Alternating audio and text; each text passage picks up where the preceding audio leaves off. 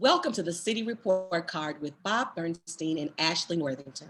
The City Report Card is a Zoomcast where we explore Nashville through a different perspective, aside from it being Music City, It City, or any other kind of city, except the one we've lived in for a long time and seen change dramatically. Not always for the people, and not always for the better. We decided to do this show after serving 3 years, 3 long years, on the Chamber's Education Report Committee, where we learned a lot about the public school system's challenges, how it works, and how it's funded. After all of the interviews, readings, and discussions, our biggest takeaway is that we cannot judge the public school district without first judging ourselves. This means we can't point fingers at public schools without taking a deeper look at all of the other systems and institutions that connect to it. This is why we're hosting this series of conversations to explore the connections and the relationships in hopes that we can make a difference. So, who are we? Well, I'm Ashley Northington, and I'm what Nashvillians call a unicorn, meaning I'm actually from here. I'm a 4th generation Nashville native, and my passion for education stems from the amazing experiences I had having attended 8 Metro Nashville public schools. I'm a graduate of Antioch High School, a former education reporter, state education department official, education policy analyst, and now I get the chance to work with educational institutions across the country, helping them navigate their challenges and better connect with their audience. I do this work because I know the tremendous value education had in my life, and I want to make sure that more students have an opportunity to have a great experience. And I'm Bob Bernstein. I've lived here in Nashville for 32 years, which is hard to believe sometimes. I came here to be a reporter for the Nashville Business Journal and then worked for something called the Tennessee Journal. I left journalism after a few years and opened Bongo Job and then several other cafes. I've served as a founding board member of Nashville Prep, Hands on Nashville, and Cooperative Coffees. I've also been a board member of a Bentra Montessori school where my 2 young sons attended. My eldest is now a freshman at Hume Fogg. And my interest in education came from realizing how disappointed I was in my own public schooling. And now I'm committed to ensuring more students have an opportunity to attend schools that nurture their curiosity and push them to become the best versions of themselves. And today we are joined by Ben Schumacher, the executive director of Teach for America, Nashville-Chattanooga. Before joining TFA staff, he worked as a 6th grade science teacher where he led his students to the highest percentage of advanced scores in a state test of 500 plus middle schools in Tennessee. And I promised him that the first question I was going to ask was going to be a doozy. So you ready, Ben? I'm on pins and needles. Let's do it. All right. Well, I was hoping, I was doing a little research, doing a little Googling, which can get me in trouble. And I discovered something called the Schumacher compression that you developed. So I was wondering if you can explain that. You know what, you're getting into trouble with Googling. I think you uncovered another Ben Schumacher, probably the professor at Kenyon, who is a physics guy and probably far smarter than I, that has a background in that. So that is not this. Well, you passed the test. You passed the test just for knowing that that's not you. I'm surprised you even knew that, because I only once in a while I Googled myself and found some other Bob Bernsteins out there that have done remarkable things. So I'm impressed that you knew that. Thanks for starting this, making me feel like I am not living up to my potential as a really great Ben Schumacher in the United States. No. When I started reading this, I was darn impressed with you, and then I realized it really wasn't you. But it's like that radio show on NPR in the morning where they ask people questions they don't know anything about. So I was hoping that we can get into a good discussion there. So Ashley, I'll leave it to you to ask the first real question. Okay, Ben. So we are really focused on sort of this whole city approach to public education. And so when you hear the phrase whole city approach, what does that mean to you? Sort of what images come to mind when you hear that phrase? That's more in my wheelhouse, actually, than the compression effect, Bob. So thanks for that. It's an honor to be with you all today. Thanks for inviting me on, and I'm eager to talk about this concept, and think you all are doing a great service for our community by launching this. When I think about a whole city approach, I think about a orientation that all of our community members across Nashville matter, and that we have a comprehensive look at how to support them in fulfilling their potential and their dreams. And I can't help but hearken to Dr. King's sentiment of a single garment of destiny, and the idea that we're all connected. And so if we have a whole city approach, we would care about not just our own kids, but our neighbors' kids and our kids in different zip codes. And we would be thinking about the holistic set of needs and supports that would allow us to be not only the greatest city, but allow each of our kids to have the greatest shot to fulfill their potential. And so that's in education, of course, my wheelhouse, but it's also beyond education as well, since education intersects so much with other aspects of a great city. And so I'm going to ask a question I usually save near the end of the podcast that I ask people, but we're kind of leading right into it. Since we're talking about a whole city approach to education, which we'll get into what that really, details on that, but how would you grade this? You're a former teacher. How would you grade the city right now? A to D scale, you can give us an F if you want. Where's the city now in terms of that approach? So I would put us at a C or a D. I think that there are a lot of efforts. There is a lot of generosity across the city. There are a slew of collective impact initiatives that we've tried over the last 10 or 20 years. And so it is not without effort or investment in our kids and our education system that we find ourselves. But when you look from an outcome standpoint, we score pretty low. We see a system that is yielding maybe 1 in 5 children that are going to and through college 6 years after graduation. We see ACT rates that are static for maybe 15 years. And we don't see kind of the level of urgency that this crisis, especially now during a pandemic, implies that we should be operating. And I would add to that we also see a lot of fragmentation. I have not been here for 32 years. I'm not a 4th generation Nashvilleian, but I have been here the better part of a decade now. And I've noticed lots of excellence in small pockets. And I do not notice sort of a comprehensive view of what even the purpose of an education is, or what goals toward which we're aspiring, or how do I, as a community-based organization leader, or even just a private citizen with my own family, sort of play into that milieu. And so I'd put us relatively low marks, but it isn't without hope that I say all of that, because I have seen us come together and accomplish great things as a city many times, but just not as often in public education. Mm-hmm. Ashley, if there's dead space, I'm going to fill it. So go for it. My internet connection went a little bit screwy just then. Hashtag Zoom life. Yes, exactly. I think she's stuck again. All right, I'll ask a question while Ashley gets unstuck there. Okay. Can you hear me, Ben? I can. Yep. Okay. Good on mine. So I like the way you phrased that a little bit. There's a lot of input. What do you suppose is needed? Can you hear me? Okay, now we can. Go ahead. Came back in, Ashley. We can hear you now. You've been stuck there. Okay, I'm sorry. What do you think is needed to sort of bridge the gap of the fragments and the pockets of excellence? Yep, I'm with you.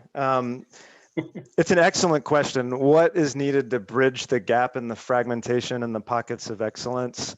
And I think there is not one silver bullet in education, to be clear. So I'll offer a couple of perspectives. One is I think the cities that have made the most progress outside of Nashville get really clear on what they're rowing toward, and they have long-term destinations and strategies declared that get to those destinations in mind. You know, as part of Teach for America, have been privy to been able to get proximate to thousands of students and families' perspectives. And one thing that often comes up, for example, is the idea of like economic mobility or financial wellness as a result of a good education down the road. And there are academic milestones that tie to those things. You know, third grade reading is one that is well versed in, and we have a collective impact action around. But there's other ones too. There's bridge periods like fourth grade math and eighth grade math that really matter a ton to get you to the next level and the level of rigor that you need to go sort of to and through college or gain access to a great career. And so other cities sort of land on this is what we think the purpose of education is collectively. These are the goals and the milestones that we will hit. And that serves as a clarion call for decades through administrations, through new superintendents, through board member turnover, through councilmen and women turnover, as what a city's intentions are. And then from there, it gets down to being a really strong learning city. You know, what's working already? We have these pockets of excellence. We have some extraordinary magnet schools that are the envy of the entire country. We have some extraordinary work happening in some of our elementary schools. We have an extraordinarily high-performing charter sector relative to other urban cities across the nation. What is going on in these places that's fantastic that could work for a broader set of Nashvillians? And so taking like a lens that is not political, but is students first, and then taking those best practices and spreading them across the city in alignment with a broader vision and direction for the city matters a ton. I will say that it deeply matters to also have your top city leaders, your mayor, your superintendent, your elected officials sort of all beating to the same drum. But it's beyond that too. Having an infrastructure beyond the elected officials that can sustain change and that is led by parents and families in particular really, really matters to sort of bridging some of these gaps that we're seeing. I love that answer. And can you point to some of these cities you're talking about that have done this well, created a vision and just stuck to it regardless of who's in office and who's leading it? Like you said, is it a parent? Is it a business leader? Who's doing it? Yeah, so it looks different in different places. And this has been a bit of like a labor of love of mine for the last couple of years of like looking at different cities and being like, what is going on in these places? And so there's not one answer, and it does depend on city context, but I'll share a couple. So, you know, one of our sister cities, Chattanooga, only 2 hours away. You mentioned at the head of the call that I oversee our operations for Teach for America in Nashville and Chattanooga. And so I have kind of a front row seat in both communities. And Chattanooga has a very strong city quarterback in Chattanooga 2.0. It was an outgrowth of the chamber, and it is deeply in collaboration with the county mayor, for example, and the superintendent, Dr. Johnson, who's probably one of the top superintendents in the country right now.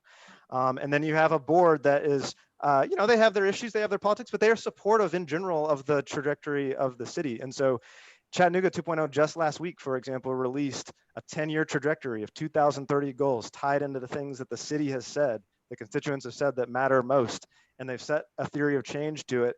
And you had the mayor, the superintendent, the ED of Chattanooga 2.0, and many others all getting on the same Zoom and saying, this is where we're headed, y'all. And so it's a lot easier to plug in to that and be inspired by it. That's just one model. A different model might be, you could take many. The cities that have probably made the most progress in the last decade and a half, I would name like our DC, Denver, Chicago, New Orleans. They all look a little different. And I'll point out DC. DC over the last 15 years has taken their proficiency of fourth grade math students and grown them by the equivalent of 3 grade levels.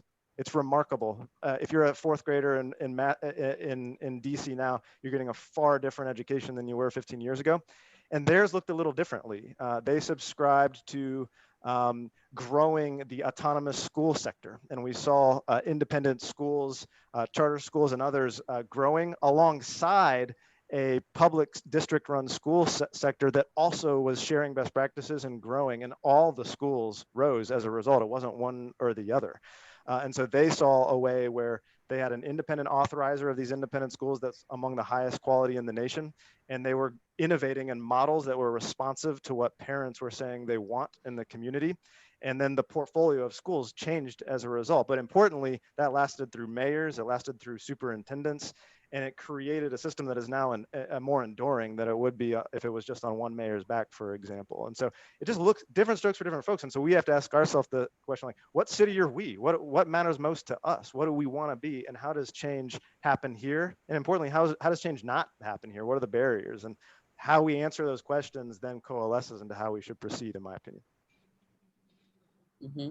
So if you could wave a magic wand and you were the person that, were in charge, what would you do in Nashville? What do you think could happen?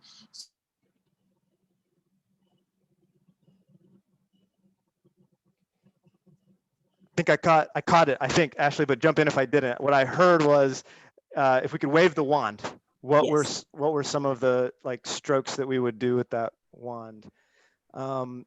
So I love the question. I think that nothing is a substitute for when starting with elected officials, there is like bold, courageous leadership to go in a new direction, and that brings together the concepts of what one of our alums in Colorado, he was a state lawmaker, talked about the concepts of truth and hope, bringing them both together. That we have to stare into the face of truth on our real situation here and its root causes, which tie into lots of our community history and a community of segregation and systemic racism and all types of dynamics that have created the system we have today. But also to have hope that we have done big things and we can do big things. And I think it starts with like sort of an inspirational, ambitious, bold leadership at the center with our elected officials, that then we can sort of beat the drum off. So I would love to see that. And I think, our elected officials and Dr. Battle at the helm right now with MMPS, like, are capable of those things and deeply believe in our kids. And so I have some hope that we can go in that direction. In terms of some like, and then there's like a spiritual leadership component there of just like, back to your first question, like that all kids matter, that we are willing to invest across zip codes, across skin color, across lines of socioeconomic line, division. Like all of our kids matter, and we're willing to give just as much to the kid down the road as we are to our own kid. That sort of spirit is like, if I could wave the wand, we would all kind of have that in our hearts. But then there's some technical things I do, and I may be like wading into provocative territory. I don't know, but go there. So I would say that I would like to see a redesign of how we orient to the concept of a school system. I became a dad 19 months ago, and I'm about to have my second kid in a day or two. It's due Thursday. And then I'm a former educator, and I had 150 kids in my purview. Kids are different. They have different needs. They have different interests and passions that should be cultivated. And I've come to believe that there's just not one size fits all for any kid, including in a classroom level and at a school level, and for sure at a school system level.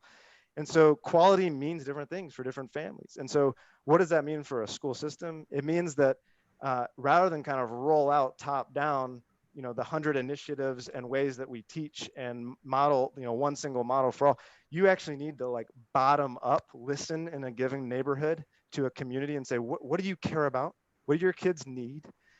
Realize there's even diversity in that. My neighbor just had a kid like 2 weeks ago. Their kid's gonna be different than mine. And then create the set of schools, the family of schools that are responsive to as many needs as possible. And that takes a fundamentally different orientation if you're a school board member, an elected official, even a superintendent or a community superintendent, a mayor. It's like saying, I actually believe in the assets of this community, and I believe we'll grow the innovative models that will be responsive to them. And my sole job, my primary job, is to define at the highest level what is good and where we're going as a city, and then to spread the learnings from that and stop it when it's not happening. And too often, I often find that even well-meaning people, and especially this happens from white people to communities of color far too often, is we say, I think I know the answers. I've heard, oh, let me just name what the answers are. We do these 3 things. We're going to do it for 10 years, and then we'll get there. And it's never worked. It happens. You got to grow it ground up. I think one learning from systems that have made progress and then receded a bit is if they've done it totally at the grass tops level, and they have sort of pushed changes through at the expense of relationship capital across the city.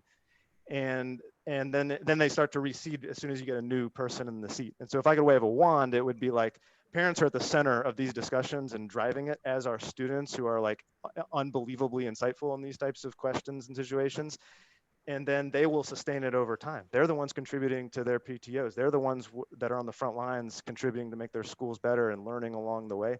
And that's just a different role than a traditional school district. And so that's a far stretch, but we can get there, and other cities have done it. And in places and pockets where we've done it, we've seen the most excellence. You see the most autonomy and innovation where we've allowed that to flourish in Nashville right now. Yeah, as a small business guy who rebelled against the idea of opening a franchise or those kind of things, you're kind of speaking my language. And I thought that was the promise of charter schools. And to be honest, I'll get into provocative territory here. I don't see it happening. I see charter schools being, yes, there's differences amongst them. There's better, there's worse, there's all kinds of things. But for the most part, education is happening the same way across our schools. And that's one of the reasons I put my kids in a Montessori program, because I didn't thrive in a public school setting where they were one big school system trying to teach the same curriculum to everybody the same way. So I'm wondering who's doing that, and how do you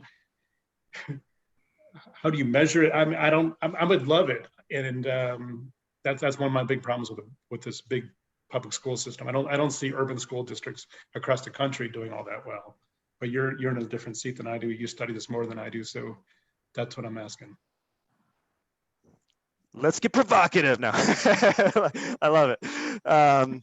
So I don't know. So we have we seen like the most bold, dramatic form of innovation and the speed of innovation that we see in other sectors here in Nashville's like public education section and in the charter sector? Probably not, right? I mean, when I think about the speed of innovation that the technology sector moves with, or other, fast-paced industries.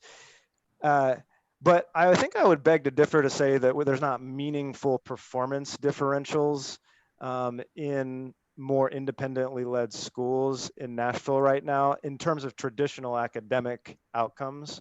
Well, no, that's not my argument. I think you're right. You could look at outcomes very easily and figure that out. But I think that the way education is happening at these schools isn't much different. And we could argue all day about the advantages charter schools have over public schools and vice versa.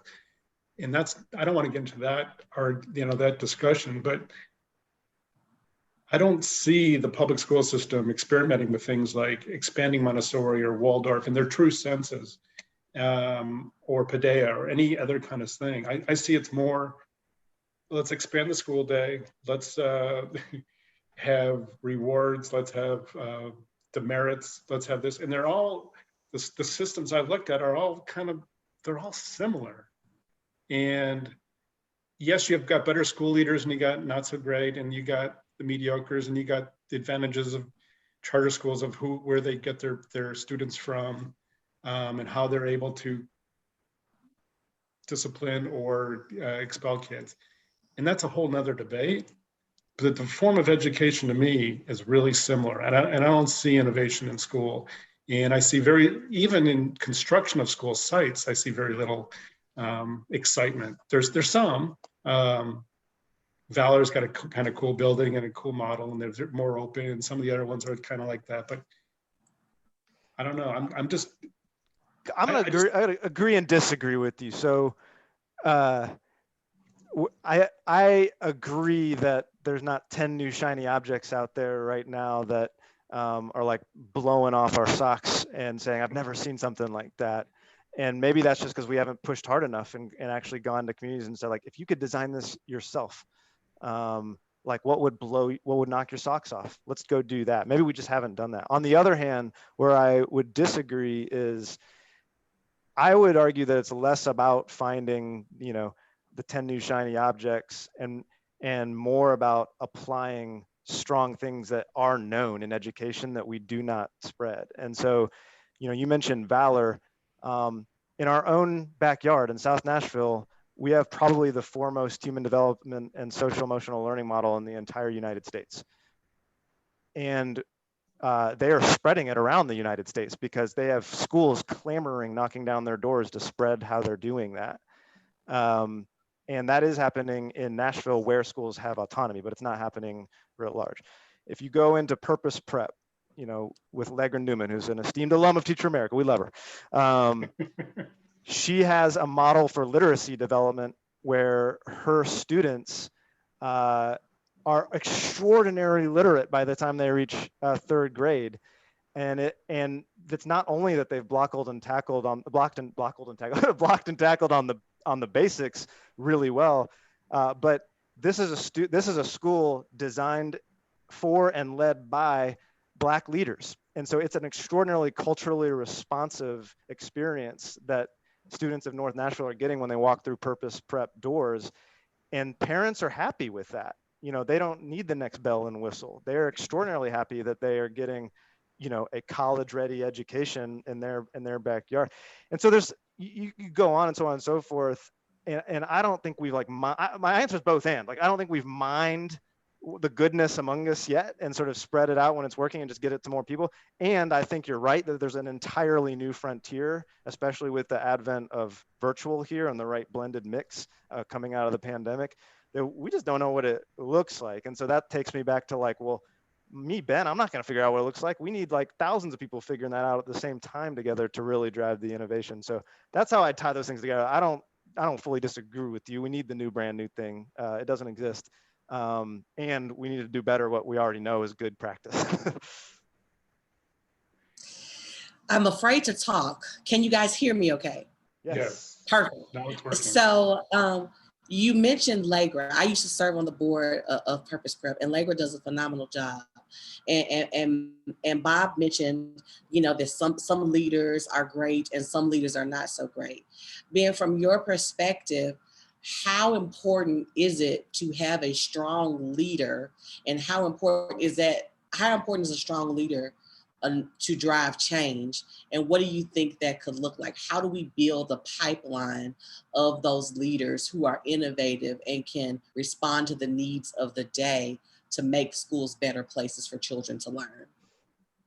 Yeah, Teach for America is in its heart a leader and leadership development organization. And so I would say that you get nothing if you don't have a strong leader in as many seats and altitudes as possible. And the school leader seat in particular has unbelievably disproportionate impact on the outcomes of the school.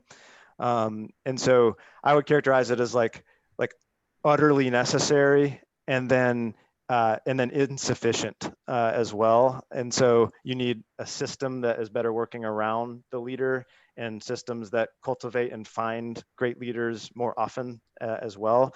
And so it's again, it's a both and, but to hone in on the school leader question, we've experimented with this at Teach for America the last few years, or we've seen, we've been, I guess, in Nashville for about 11 years now, and we now have about 110 folks that are either principals, assistant principals, or deans and coaches, or mid-level leaders. So we've seen kind of their experiences play out.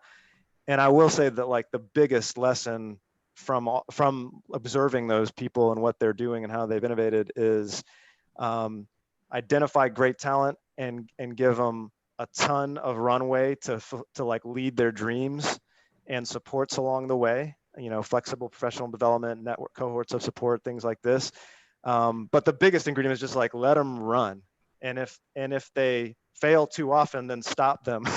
But more often, if you're finding the right people, they're gonna win. And there's nothing that we could do better besides harness their innovative energy and creativity.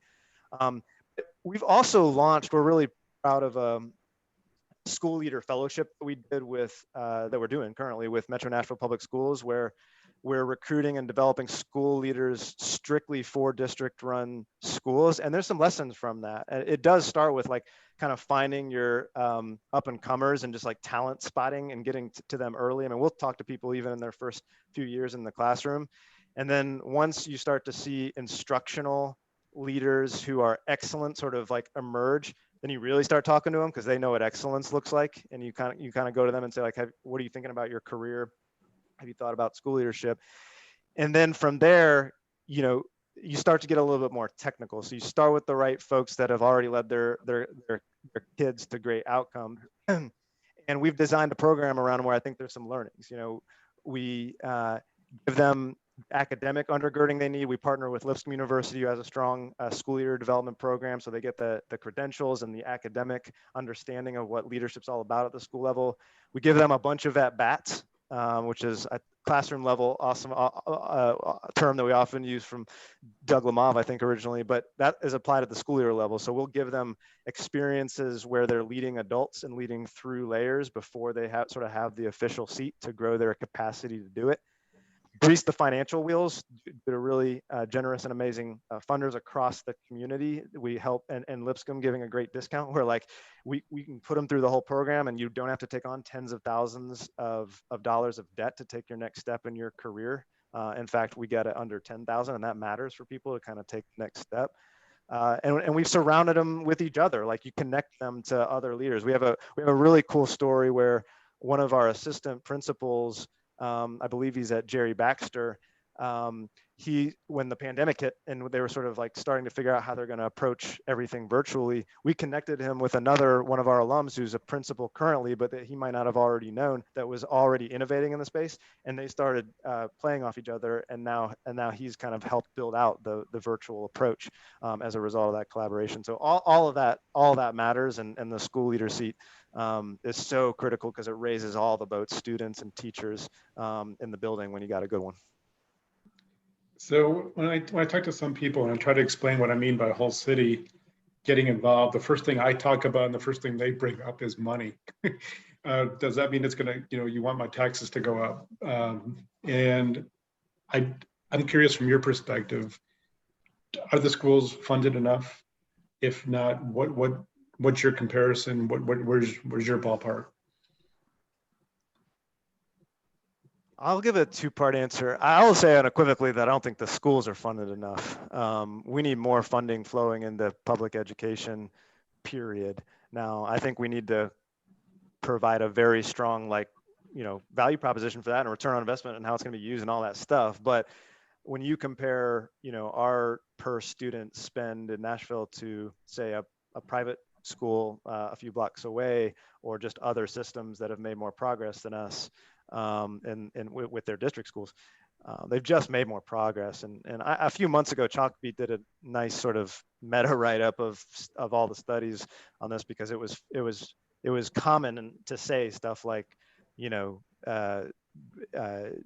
not the funding, it's how you spend it, and which is still true. Oh, that's my second part. I'll get to that. But it also is the funding. Like, it matters. If we could double the funding on a dime right now, back to your wand question, believe me, that would matter, because we would be putting all types of additional supports in every school that surround the ecosystem that a student needs to just be even ready to show up to learn. That being said, it also matters how you spend it. And there are systems that have equivalent funding, or schools that have equivalent funding that we have, and the variability of the results is like incredibly dramatic. And so that matters as well. And so it would be actually where my wife works. She's an assistant principal at Cameron, which is a district-run school that was then converted to the lead public schools network, but still serves the neighborhood and still serves all the same families. So the budget is exactly the same. The student body is exactly the same. The neighborhood, it's still the same building, all of it. In fact, that building, for everyone who's listening to that, could use some real investment. It has some issues in the infrastructure. And the results are literally night and day. I mean, from bottom 5% to top 5% rewards. And so that isn't a money thing. That's other things going on. So all of it's true. I think those kids would even get a better education if you could double the investment going there. And so I think you got to do all of it. I am sympathetic to the idea of, like, before you double it, having a plan for what you are going to do with that to make sure that it is going to the right places. But we got to do it. We can't wait another 10 years and be sitting at the same, have the same BEP formula or be sitting at the same per student allocation. Finally, I just quickly add, there's an equity component to all of it. We have a nice equity student-based budgeting approach, a philosophy in the district that matters a ton. And at the same time, I would just argue that it's like really well intended, it's great, and it's helped, and it's also insufficient. And we need to put even more money towards students that need it the most, and so that we could do more of that as a city. Mm-hmm.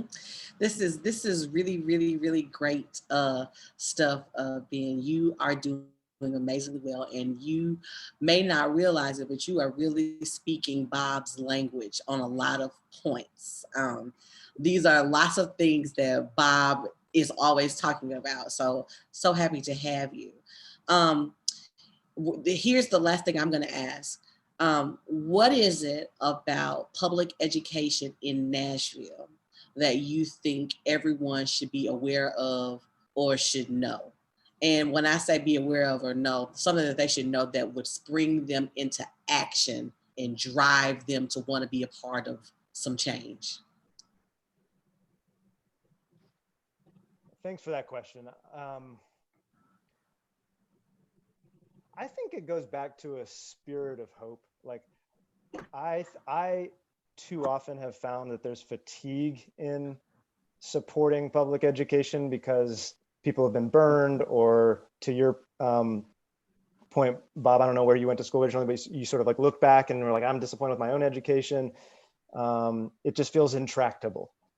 And I have the opposite view of that. And it comes from every altitude. It comes from my own kids who are now juniors in high school when I taught them as fifth graders, and then sixth graders who are more or less thriving. Like they have had access to opportunity that has allowed them to really, really thrive and access their dreams. And so, like, I look at them and what happened in their continuum of education over the last 6-7 years, and I'm like, we should be able to do that more often. Why aren't we? And then I look at schools that are doing the same, not, of all stripes, private, chartered, independent, all of it, district run. Like, there's amazing pockets where they're just getting it done.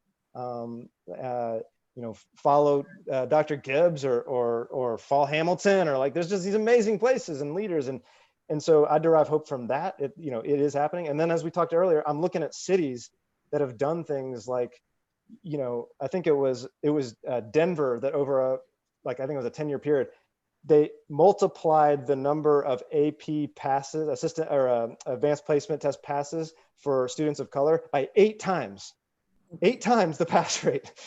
They doubled the amount of enrollment going into like college or a 4 or 2-year degree institution in that time period.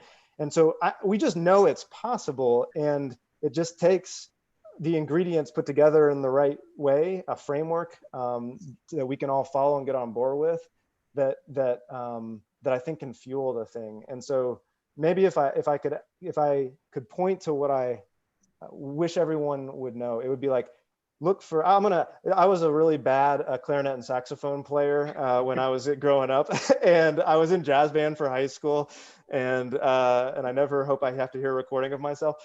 And I'm gonna go to like a jazz metaphor here, where you don't actually want the entire like score and every note developed, and you move here and you move here and you sing this at this. What you want is just a framework. You want to know who's in the band with you, where are you starting and where you trying to go, what's the key that you're going to play in and when, and then let's improvise and play off each other and add our creativity to that mix. And that creativity exists in our community already. We see it all the time. And so it should give us hope, but we need the framework. We need the leadership to design the framework and the community to be heard from and say where we're going, and then we can play some jazz together.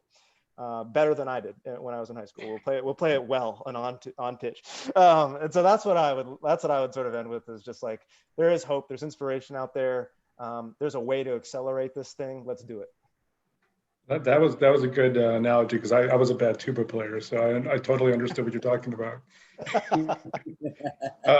I really appreciate your time. You hit a lot, said a lot of things that I've been believing, and you put it, you got a lot more experience in the field to be able to explain it. But Ashley, you too. He hits a lot of stuff that you talk about equity, and Nashville needs to support all its kids, not just its own, your own family kids.